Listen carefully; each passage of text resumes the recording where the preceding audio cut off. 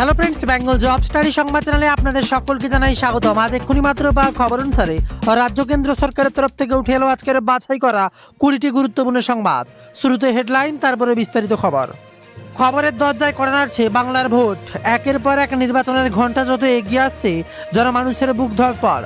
এবার ক্ষমতায় কে, মমতা নাকি এবার জনমত এবার পাল্টাবে মমতা থেকে মোদি? বাংলার 2026 সালের লড়াই যেন হাড়ে হাড়ে বুঝিয়ে দিচ্ছে, এ লড়াই ক্ষমতার লড়াই নয়, এ লড়াই হচ্ছে কারো সম্মানের লড়াই, কারো সম্মান বাঁচানোর লড়াই। গোটা বাংলার দিকে নজর। বাংলার মানুষ কাকে নির্বাচনে এবার জয়লাভ করবে, 4ই মের দিকে তাকিয়ে রয়েছে গোটা বাংলার মানুষ। কি হবে এবার নির্বাচনের ফলাফল? আর হাতে থাকবে বাংলার ভোটের দড়ি।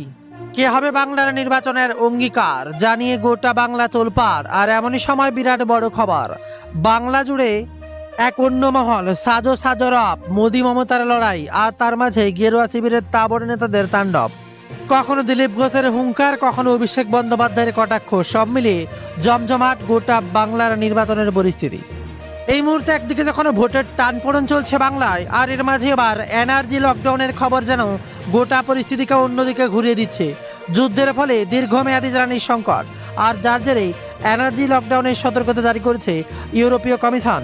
পরিস্থিতি মোকাবেলায় তারা সাধারণ মানুষকে বাড়ি থেকে কাজ করার পাশাপাশি গাড়ি চালানো এবং বিমানে ভ্রমণ কমানোর আহ্বান জানিয়েছেন।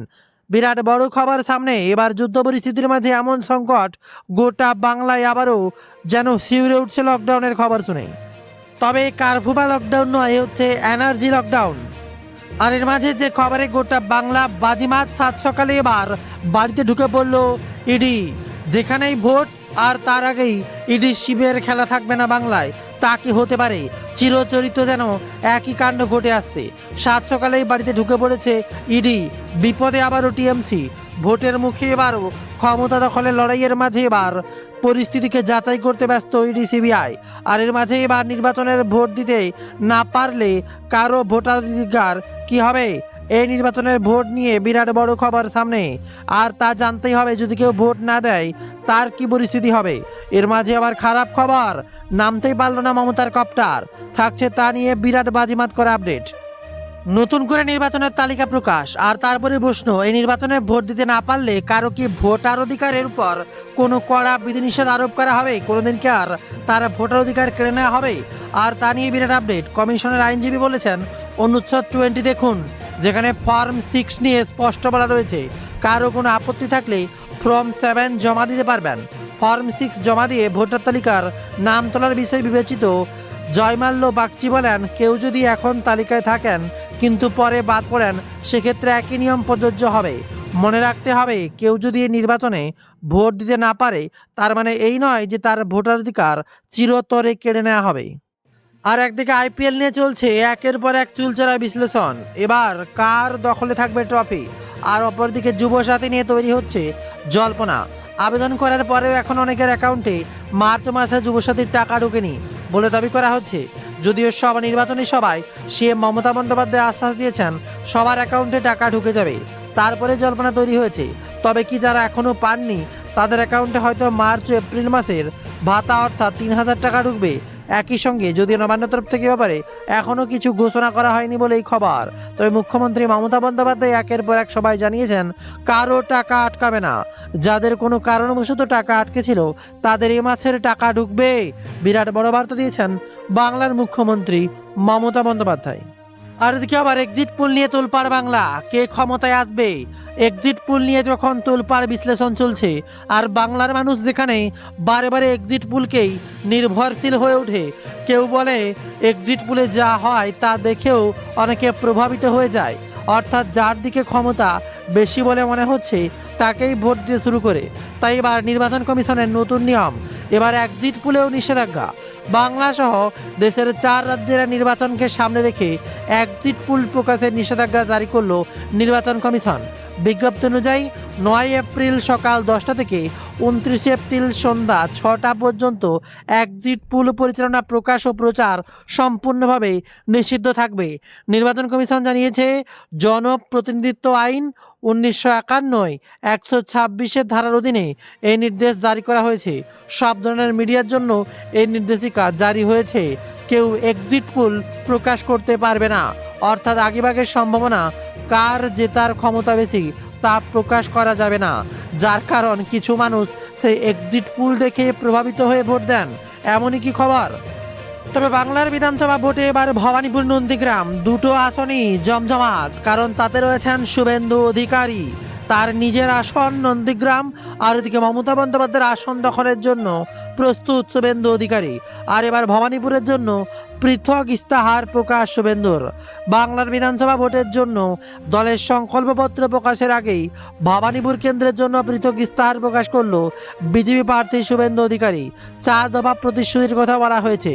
সেগুলো হলো উন্নত পরিকাঠামো, স্বাস্থ্য, সুদৃঢ় আইন শৃঙ্খলা ও নিরাপত্তা, সংস্কৃতির ঐতিহ্যের সংরক্ষণ এবং যুবক কল্যাণ, সামাজিক ন্যায় বিচার, ভবানীপুরের ঘরের নলবাহিত পরিশুদ্ধ পানীয় জল পৌঁছে দেওয়ার প্রতিশ্রুতিও দিয়েছেন বাংলার মুখ্যমন্ত্রী মমতা বন্দ্যোপাধ্যায়ের মতো এবার শুভেন্দু অধিকারীও।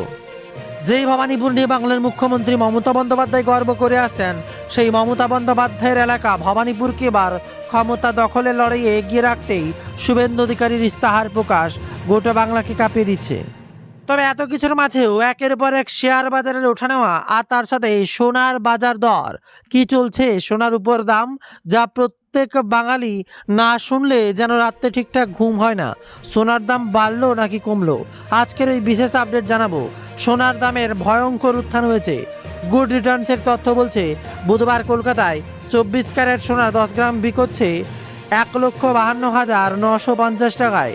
মঙ্গলবার থেকে দাম বেড়েছে 3,440 টাকা। 22 ক্যারেট সোনা 10 গ্রামের দাম বেড়েছে 3,150 টাকা, হয়েছে 1,40,200 টাকা।